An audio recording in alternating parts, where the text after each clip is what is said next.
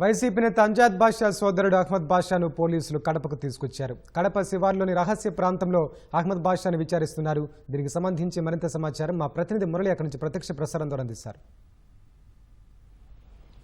కడపకు చెందిన వైసీపీ నేత మాజీ డిప్యూటీ సీఎం అంజాద్ బాషా సోదరుడు అహ్మద్ బాషాని కడప పోలీసులు అరెస్ట్ చేశారు. నిన్న ముంబై ఎయిర్పోర్ట్లో అదుపులోకి తీసుకున్నటువంటి కడప తాలూకా పోలీసులు ఇవాళ తెల్లవారుజామున కడపకు తీసుకొచ్చారు. ప్రస్తుతం కడప శివార్లో ఉన్నటువంటి డీటీసీలో అతన్ని విచారిస్తున్నారు. డిఎస్పీ వెంకటేశ్వర్లతో పాటు కడప తాలూకా అదేవిధంగా చిన్న చౌక్ పోలీసుల బృందం కూడా అతన్ని పూర్తి స్థాయిలో విచారణ చేస్తుంది. వైసీపీ ప్రభుత్వంలో విచ్చలవిడిగా భూ కబ్జాలు, భూదందాలు, సెటిల్మెంట్లు చేశారనేది అహ్మద్ బాషా పైన అభియోగాలు ఉన్నాయి. కడప నగరంలో ఉన్నటువంటి 4 పోలీస్ స్టేషన్లో 7 కేసులు అతని పైన నమోదయ్యాయి.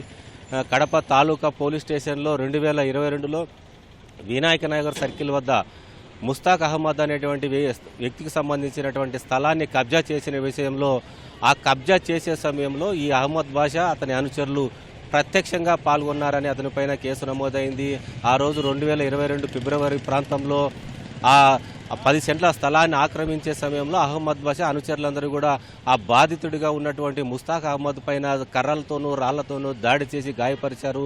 దాదాపు వారం రోజుల పాటు కాలు విరిగి ఆ బాధితుడు కడప రిమ్స్లో కూడా చికిత్స పొందాడు. ఈ ఘటన పైన అప్పట్లోనే పోలీసులు కేసు నమోదు చేసినప్పటికీ అహ్మద్ బాషా పైన చర్యలు మాత్రం తీసుకోలేదు. దాంతోపాటు కడప 2 టౌన్ పోలీస్ స్టేషన్లో ఎన్నికలకు ముందు కూడా ఇప్పుడు ఎమ్మెల్యేగా ఉన్నటువంటి మాధవిరెడ్డి, ఆమె భర్త శ్రీనివాసరెడ్డి పైన అనుచిత వ్యాఖ్యలు అసభ్యకరమైన రీతిలో పోలీస్ స్టేషన్లోనే పోలీసుల ఎదురుగానే వారిపైన అసభ్యకరమైనటువంటి బూతులు తిడుతూ మాట్లాడినటువంటి అహ్మద్ బాషా పైన కూడా పోలీసులు అప్పట్లో చర్యలు తీసుకోలేదు.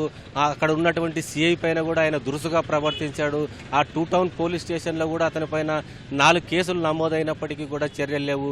కడప తాలూకా పోలీస్ స్టేషన్లో కూడా మరో కేసు నమోదైంది.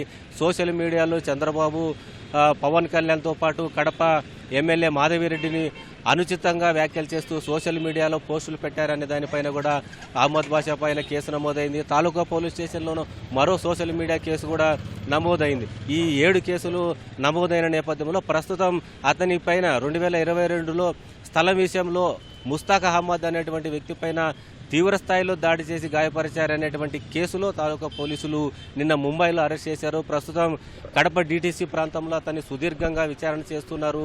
ఆ రిమాండ్ రిపోర్టుకు సంబంధించినటువంటి స్టేట్మెంట్లను కూడా నమోదు చేసేటువంటి కార్యక్రమాలు చేస్తున్నారు. ఆ డీటీసీలో ఈ రిమాండ్ రిపోర్టుకు సంబంధించినటువంటి స్టేట్మెంట్ల ప్రక్రియ అన్ని పూర్తయిన తర్వాత అక్కడి నుంచి కడప రిమ్స్లో వైద్య పరీక్షలు చేయించడానికి అహ్మద్ బాషాను తీసుకెళ్లేటువంటి అవకాశం ఉంది. వైద్య పరీక్షలు పూర్తయిన తర్వాత మధ్యాహ్నం లోపు కడప కోర్టులో హాజరుపరుస్తారని కూడా పోలీసు వర్గాలను తెలియజేస్తేనే మొత్తం మీద చూసుకున్నట్లయితే ఆ వైసీపీ ప్రభుత్వంలో 5 ఏళ్ల పాటు తన అన్న అధికారాన్ని అడ్డం పెట్టుకుని అహ్మద్ బాషా ఈ విచ్చలవిడిగా చెలరేగిపోయి సెటిల్మెంట్లు, భూదందాలు ఇళ్లకే పిలిపించుకొని దందాలు చేసినటువంటి పరిస్థితి ఉందనేటువంటి అభియోగాలు ఉన్నాయి. ఇతన్ని అరెస్ట్ చేసిన సందర్భంలో నిన్న రాత్రి పెద్ద సంఖ్యలో గోకుల్లాడి సమీపంలోనే ఆయన బాధితులు కూడా సంబరాలు చేసుకున్నారంటే పరిస్థితి ఏ విధంగా ఉందో మనం అర్థం చేసుకోవచ్చు.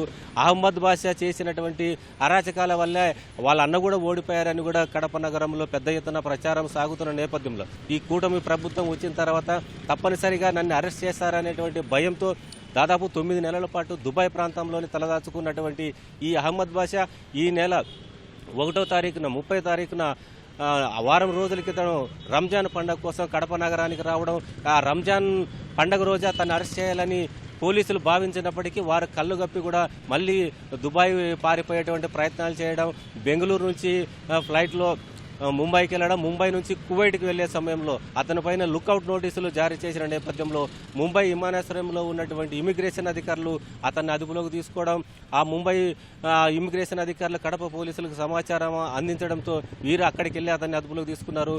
ప్రస్తుతం అరెస్ట్ చేసి పూర్తి స్థాయిలో విచారిస్తున్నారు. మధ్యాహ్నం లోపు అతన్ని కడప కోర్టులో హాజరుపరిచిన తర్వాత మిగిలిన 4 పోలీస్ స్టేషన్లో ఉన్నటువంటి మిగిలిన కేసుల పైన కూడా పీటీ వారెంట్లు వేయడానికి కూడా పోలీసులు సమాయత్తం అవుతున్నారు. ఇది ఇక్కడ ఉన్నటువంటి తాజా పరిస్థితి. Over to studio. కెమెరామెన్ జగదీష్తో మురళి, ఈటీవీ న్యూస్, కడప.